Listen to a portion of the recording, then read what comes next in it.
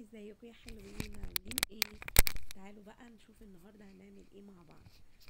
النهارده طبعا يعني اكيد خلاص عرفتوا انا هعمل ايه. اكيد هعمل فته، ما وراناش غيرها. بنحب احنا الفته قوي، طالما في لحمه يبقى لازم نعمل فته. طبعا جبت الحله اللي بتظهر معايا في كل الفيديوهات الصغنونه الجميله دي، الستانلس. بصوا بقى، سخنت الحله قوي، وبعد ما سخنتها رحت نازله بمعلقه الزيت وعليها بقى ايه، دي كده معلقه من السكر. نزلت على الحله والحله سخنه فتتكرمل بسرعه. بصوا معايا، السكر اتكرمل جدا، فهيدي بقى اللحمه لون كده وتشويحه حلوه. هنزل بقى كده باللحمه بتاعتي علشان اديها الصدمه بتاعتها واشوحها الاول. لما بشوح كده اللحمه بحس ان هي طعمها كده بيبقى في حته تانية خالص. بصوا هنا الحته اللي خدت الصدمه بقلبها بسرعه. خدوا بالكم لو حاطه سكر في الحله اقلبي اللحمه بسرعه، لان هي بتاخد لون بسرعه جدا عن انك لو انتي مش حاطه السكر. لما بيكرمل كده بيدي للحمه لون حلو جدا. هنا بقى كنت ايه، بكرمل اللحمه كده واديها صدمه في حله، والحله التانية اللي عليها الغطا دي بغلي فيها الميه اللي انا هسقط فيها اللحمه بعد كده. طيب ليه يا ام حمزه مش بتنزلي بالميه كده على طول زي ما انا عملت اهو؟ بصوا، بنزل بالميه كده على اللحمه بعد ما صدمتها، بسيبها تغلي فيها غلوه وبرجع انقلها في الحله التانية. طب انا ليه بعمل كده؟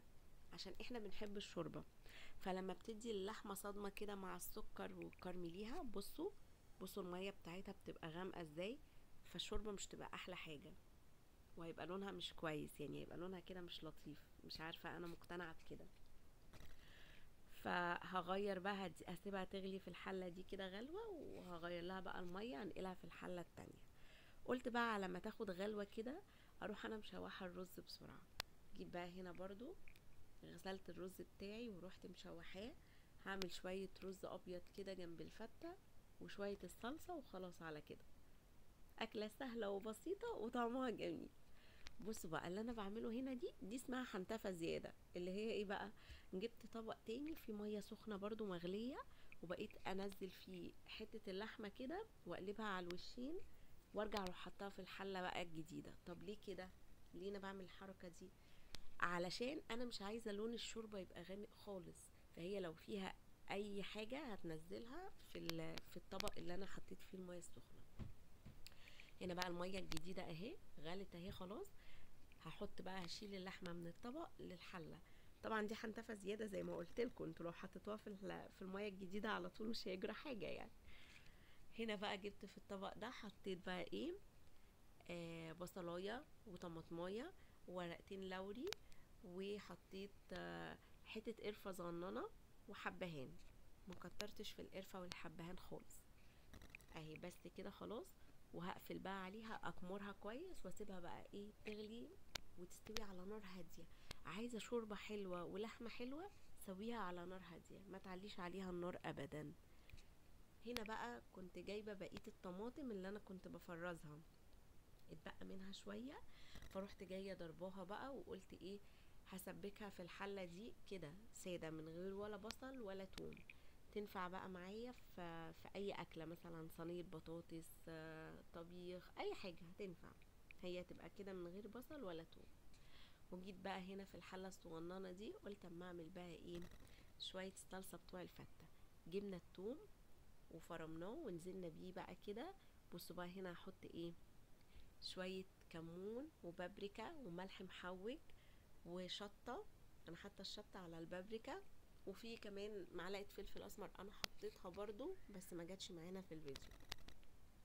بصوا بقى، التومه عايزاها تبقى حلوه معاكي وتطلع ريحتها كده وتبقى ريحتها قويه وما تتحرقش منك. انزلي بالملح عليها على طول قبل ما تاخد لون كده، وخليها كده تتحمر مع البهارات، تبقى حاجه تحفه جدا وما تتحرقش منك ابدا. وبرده هنا نزلت بسنه سكر، انا كل الاكل بتاعي احط فيه سنه سكر. وهنا بقى الفته بالخل والثوم، بصوا التقليه بقى نزلت عليها بالخل على طول، احلى تقليه. بصوا بقى هنا، بصوا لونها عامل ازاي، بصوا قوامها. برضو هسيبها تغلي كده غلوتين وهروح ايه مطفيه عليها. انا بقى بحب صلصة الفتة كده تكون ايه، دسمة كده. هزودها برضو شوية شوربة. بصوا هنا معانا بقى الشوربة بتاعت اللحمة بقى، بصوا رايقة وجميلة جدا. بصوا لونها عامل ازاي، مش غامق ولا اي حاجة. هنا بقى كنت خلاص قلت بقى انا خلاص مفيش مفر، مفيش مفر ابدا، مش هيسيبوني في حالي. عايزين محشي خس، يعني عايزين محشي خس.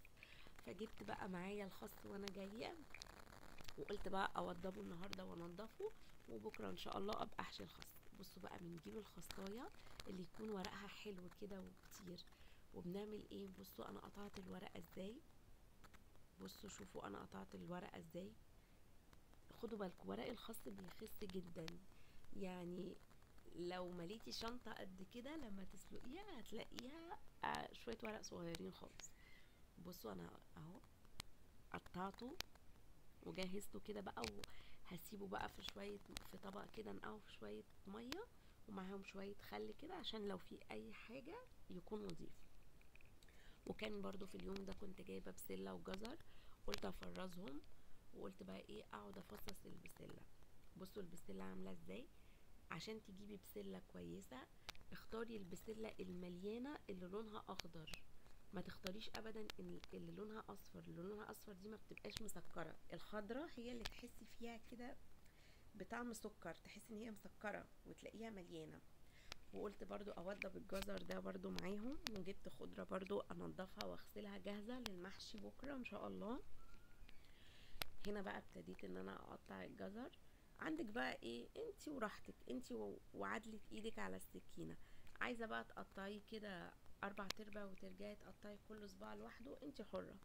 عايزة بقى كده تروحي عاملاها مرة واحدة، برضو انتي حرة، مفيش اي مشكلة. وقلت برضو اعمل شوية شوربة خضار كده.